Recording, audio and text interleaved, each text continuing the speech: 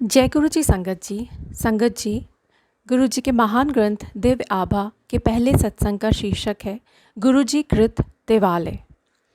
दूर राजधानी के कोलाहल से दूर एक स्थान है जहाँ पर लोगों की आत्माएं पुनः प्रसारित हो सकती हैं और उनके हृदय वहाँ के सौंदर्य में डूब जाते हैं। यहाँ पर वायु स्वच्छ है, दूब हरी है और आंखें चमकते हुए श्वेत संगमरमर भवन के ऊपर काली चट्टान से बने हुए विशाल लिंग से साक्षात्कार करती है। लिंग संदेश देता है कि यह स्थान शिव का आसन है। गगन की ओर उभरता हुआ लिंग शिव धर्म, साधु भाव और एक नई धार्मिक चेतना की घोषणा करता है।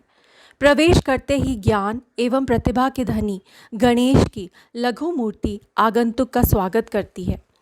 उसके थोड़ा आगे बाहर उद्यान में एक अति सुंदर युवा शिव की प्रतिमा स्थापित है। कर्पूर गौरम करुणावतारम संसार सारम भृजगेंद्र हारम सदा वसंतम हृदयारविंदे भवम भवानी सहितम नमामि। उनके विशाल करुणा से पूरित सुंदर नयन खुले हुए हैं, मुख अर्ध मुस्कान से आनंदित है और एक हस्त आशीष देने के लिए उठा हुआ है। वह एक अति विशाल कमल पुष्प पर विराजमान है और उनके सिर के ऊपर शेषनाग की छत्र छाया है। अंदर मंदिर में पीतल निर्मित महेश्वर इसी मुद्रा में विराजमान है। उल्लेखनीय है कि महायोगी शिव तपस्या नहीं कर रहे हैं। ऐसा प्रतीत होता है मानो अभी तपस्या समाप्त कर एक पैर नीचे कर अपने भक्तों की समस्याओं का समाधान करने के लिए तत्पर हैं। मुख्य कक्ष में ओम नमः शिवाय सामने दीवार पर अलंकृत है। यह शिव और गुरु जी दोनों एक ही हैं का अपने उन भक्तों को आशीर्वाद का अविनाशी वचन है जिन्हें उन पर श्रद्धा और विश्वास है। असंभव लिंग निर्माण। यह गूढ़ तथ्य है कि यह स्थान वास्तव में त्रिकालदर्शी शिव महादेव जी का ही है। निर्माण काल के समय हुई विलक्षण घटनाओं से निर्माण से संबंधित और जो वहाँ पर सदा जाते रहते हैं उन महानुभावों के अनुभवों से स्पष्ट हो जाता है। मंदिर निर्माण के समय कार्य में अनेक बाधाएं आईं और प्रत्येक अवसर पर चमत्कारिक रूप से वह दूर भी हो गई। यह गुरु जी के निजी हस्तक्षेप के कारण ही संभव हुआ। निर्माण प्रारंभ होने से पूर्व इस भूमिखंड पर अनेक झाड़ियाँ, वृक्ष और विशाल शिलाखंड और पत्थर थे जिन्हें साफ करना और हटाना आवश्यक था। परंतु हर झाड़ी और पत्थर के नीचे सर्प थे। एक को हटाने पर और प्रकट हो जाते थे। यह देखकर वहाँ पर कार्य करने वाले कर्मी भाग गए। अड़िग निर्माण प्रभारी रघुवीर नामक एक सिख भक्त, संयोग से जिनकी दृष्टि अतिश्रीण थी, गुरुजी पर विश्वास रखने वाले श्रद्धालुओं के लिए एक और प्रसंग ने और कर्मी बुलाए, किंतु इतने सांपों को देखकर वह भी भाग गए। अतः रघुबीर जी ने गुरुजी को इस समस्या से अवगत कराया। गुरुजी ने मुस्कुराकर रघुबीर को निर्देश दिया कि वह और कर्मी किराए पर लाए और आश्वासन दिया कि यह समस्या पुनः नहीं होगी। और ऐसा ही हुआ। अगली बार जब कर्मी आए तो उस खंड में एक भी सर्प नहीं था। मंदिर का निर्माण कार्य वर्षा ऋतु में प्रारंभ हुआ था। हर बार जब कंक्रीट डाला जाता तो वर्षा रुक जाती थी। निर्माण कार्य में लगे हुए लोगों को शीघ्र ही विश्वास हो गया कि यह संयोग नहीं है। गुरुजी स्वयं वहाँ कहा करते थे कि घटनाएं चयन से होती हैं, देवयोग से नहीं। गुरुजी का आदेश था कि मंदिर का गुंबद लिंग की आकृति में होगा। यह तभी संभव था जब उसको ठोस आधार दिया जाता, परंतु गुरुजी इसके विरुद्ध थे। वास्तुविद का मानना था कि यह अव्यवहारिक है और उन्होंने इसका भरपूर विरोध किया। तथापि निर्माण गुरुजी के आदेशानुसार प्रारंभ हुआ। अब दिल्ली में एक ही राजगीर था जो यह कार्य करने में सक्षम था, परंतु उसे ढूंढना सरल नहीं था। रघुबीर जी ने उसको कैसे खोज निकाला, यह स्वयं में एक अन्य सत्संग है। निर्माण करते हुए लिंग का निचला भाग बिना समस्या के बन गया, किंतु ऊपरी भाग में दरारें आ गईं।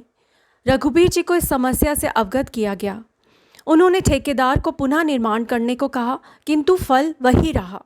अब समस्या निदान हेतु गुरु जी के समक्ष रखी गई तो उन्होंने उत्तर दिया कि उनको पुनः प्रयत्न करने को कहो, इस बार वह उसको आधार देंगे। फलस्वरूप कार्य तीसरी बार पुनः प्रारंभ किया गया और इस बार ऊपरी वृत्ताकार भाग बिना किसी कठिनाई के, बिना किसी दरार या रुकावट के पूर्ण हो गया। गुरुजी द्वारा दिए गए आधार से दोष समाप्त हो पाया, उसे आवश्यक शक्ति प्राप्त हुई और लिंग निर्माण संभव हुआ। यह वास्तव में अचरज की बात है कि गुरुजी की अलौकिक शक्ति किस प्रकार से इस संरचना को संभाले हुए है। निर्माण के समय शिवलिंग में हल्के भार और हल्के रंग की टाइल लगाई गई थी। बाद में इनको काली ग्रेनाइट से अंतरित कर दिया गया। तत्पश्चात लिंग के मध्य से एक भारी भरकम फानूस अर्थात शैंडलियर भी टांग दिया गया। इस प्रकार न केवल एक असंभव रचना हुई, उस पर वजन भी डाल दिया गया।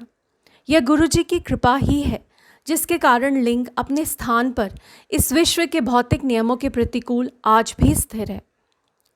चमत्कृत भूमि मंदिर और उसके परिवेश के निर्माण के समय पूर्ण रूप से प्रत्यक्ष हो गया था और अब भी है कि इस स्थान पर त्र्यंबकम की कृपा है। अनौपचारिक दर्शक भी यहाँ के फूल, पौधे और वृक्षों की विशिष्ट उपज देखकर अचंभे में पड़े बिना नहीं रहते। एक महिला ने अपने कृषि भवन के लिए खरीदे हुए फूल के कुछ बीज जब यहाँ पर उगने के लिए डाले तो वह यह देखकर आश्चर्यचकित रह गई कि उनका आकार अपने यहाँ उगाए हुए फूलों से दुगना था। एक बार गुरुजी से मंदिर की दूब पुनः बिछाने की आज्ञा ली गई। उन्होंने सहर्ष यह प्रस्ताव स्वीकार कर लिया, किंतु अधिक समय शेष नहीं था। मंदिर में एक आयोजन का समय बहुत निकट था। देवालय के माली ने तो अपना कार्य पूर्ण कर दिया था, पर दूब बिछाने के बाद यह स्पष्ट हो गया कि यह निर्णय दो कारणों से अनुचित था। प्रथम, दूब को पूरी तरह से उगने के लिए अधिक समय की आवश्यकता थी। दूसरा, यह कि जिस प्रजाति की दूब डाली गई थी वह पहली कटाई से पूर्व पैर में चुभती है और उसके पश्चात ही मलमल की तरह नरम होती है। समय के अभाव में ये दोनों असंभव प्रतीत हो रहे थे, किंतु कुछ ही दिनों में दूब की आश्चर्यचकित करने वाली वृद्धि को देखकर सब विस्मित रह गए। दूब की पहली कटाई आयोजन से काफ़ी पूर्व की गई और उपज इतनी अधिक थी कि आयोजन से पूर्व एक और कटाई की आवश्यकता पड़ गई। आयोजन के समय प्रांगण में दूब की उत्कृष्टता देखकर आगंतुक प्रशंसा किए बिना नहीं रहे। इस प्रसंग को सुन और देखकर दूब के विशेषज्ञ भी विश्वास नहीं कर पा रहे थे। सर्वव्यापी गुरुजी। देवालय में यदा कदा कुछ आश्चर्यजनक घटनाएं होती रही हैं जो दैविक अलौकिक शक्ति की ओर संकेत देती हैं। मंदिर में दर्शकों ने अक्सर प्रांगण में शिव की प्रतिमा के भाव बदलते देखे हैं और वर्ष 2006 में होली के अवसर पर मुख्य सभागृह में पीतल की शिव प्रतिमा पर एक स्थान पर रंग लगा देखा गया। यह सुनिश्चित है कि सर्वव्यापी गुरुजी की दृष्टि सदा मंदिर पर रहती है। एक अध्यापिका का वृतांत वर्णनीय है। गुरु पूर्णिमा के अवसर पर वह प्रातःकाल 6:15 बजे अपने विद्यालय जाने से पूर्व मंदिर गई।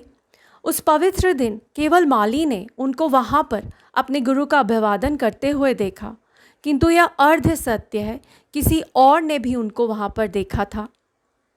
जब वह गुरुजी के दर्शन हेतु अगली बार एम्पायर स्टेट आई तो गुरुजी ने उनको बुलाया और बोले कि वह गुरु पूर्णिमा के दिन सुबह 6:15 बजे मंदिर गई थी। वह अपने ध्यान में उनको देख रहे थे।